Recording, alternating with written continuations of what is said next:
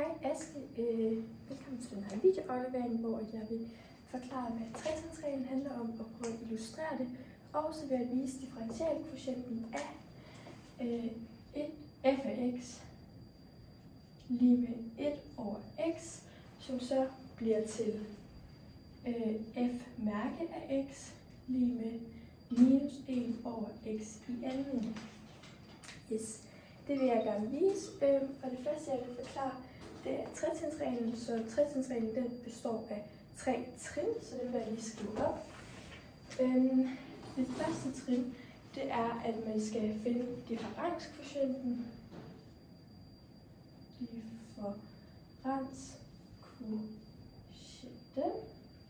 Trin 2, det er, at vi skal reducere eller omskrive.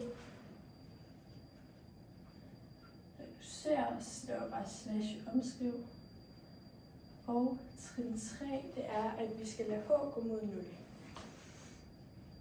Sådan der. Yes. Og de her 3 punkter vil jeg så lige prøve at gå lidt i dybden med nu.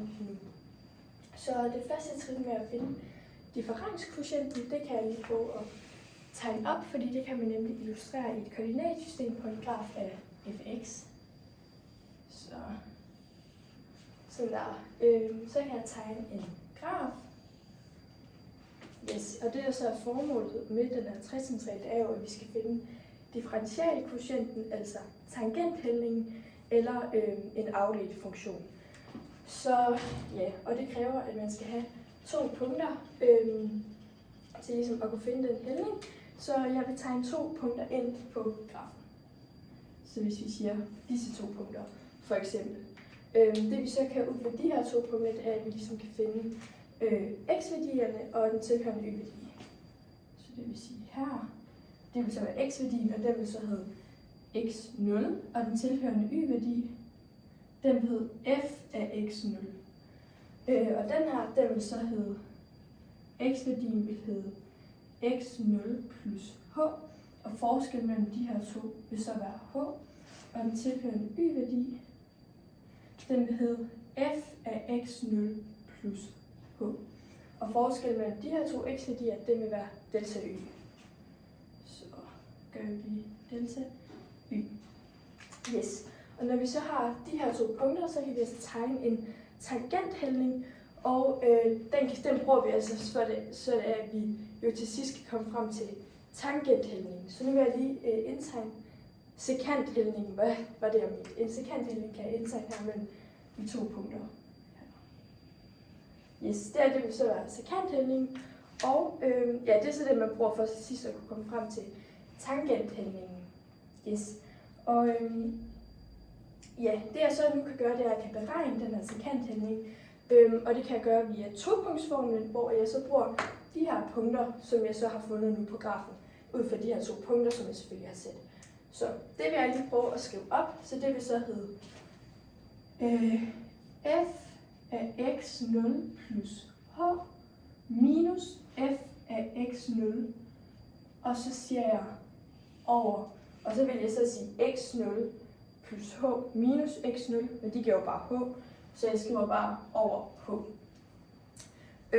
Ja, og det er jo så det samme som at sige delta y over h. Yes, nu har jeg så forklaret trin 1, som er at finde differenskvotienten, som så er den her. Ja, og det næste trin, man så vil gøre, det er, at man vil reducere eller omskrive, og det gør man altså, så at man kan komme et skridt tæt på og lade h gå mod 0. Ja, og det vil jeg også lige prøve at forklare. Når man så har reduceret eller omskrevet, så lader man h gå mod 0, og det vil altså sige, at man finder, i stedet for at finde hældningen af disse 2 punkter, så finder man hældningen af 1 punkt, og det gør man ved, at man ligesom laver h, altså man trækker dem så tæt på hinanden, lader h blive så lille, at den ligesom bare er lige med 0.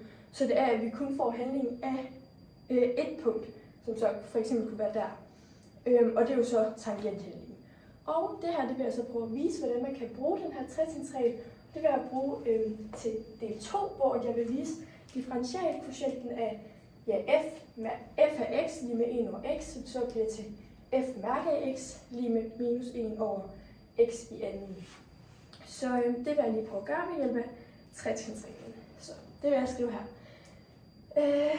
Ja, det første trin er, at man skal finde differenskvotienten. Så derfor så vil jeg tage den her del, og så vil jeg sætte det ind i den her. Så lad os prøve at gøre det. Så vi skriver f af 1 over x plus h, 1 over x plus h, minus f af 1 over x, og så siger vi bare over h. Yes.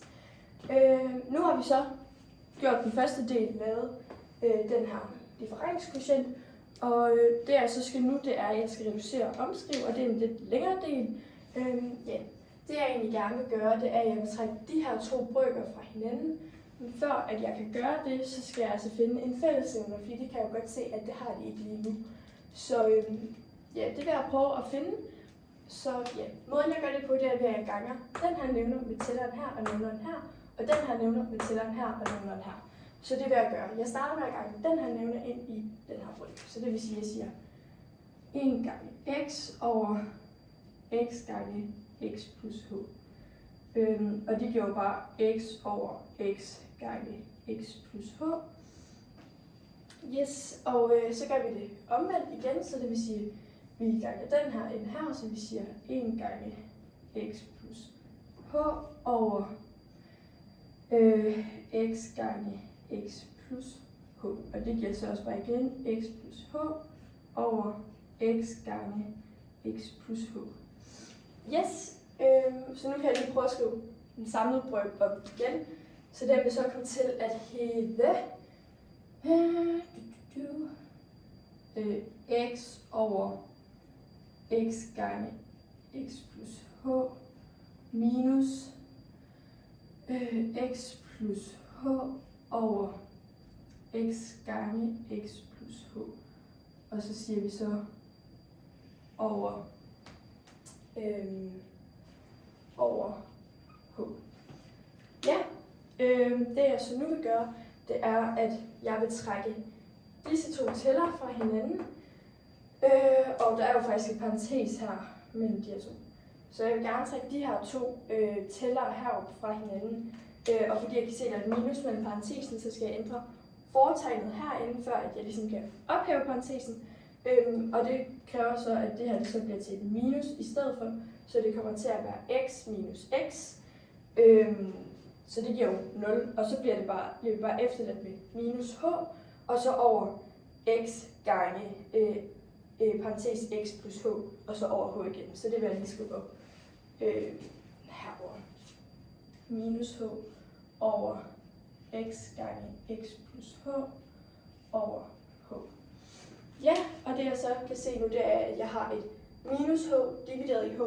Og når man siger det, minus h divideret i h, så giver det faktisk bare minus 1, så det kan jeg lige skrive op. Minus 1 over x gange x plus h. Ja, og så det sidste jeg vil gøre inden for den her reducere og omskrive, det er, at jeg vil gange x ind i den her parentes. Så det vil jeg lige gøre. X gange x, det giver x i anden, så det vil sige, at den hedder minus 1 over x i anden. Og så vil jeg ikke reducere yderligere, fordi at så er der et sidste trin, som hedder at lade h gå mod 0. Altså det her med, at vi trækker de to punkter så tæt på hinanden, at h bare er lige med 0, og vi så finder tangenthældning af et punkt. Så jeg lader altså bare være med at skrive h, fordi at jeg lader den gå mod 0. Så derfor så er jeg kommet frem til den her, at jeg har fået vist differentialkvotienten af f af x, som er lige med 1 over x, som jeg så har fået vist til at blive minus 1 over x i anden, som også var det, jeg skulle finde f-mærke. Så ja, det var den her opgave.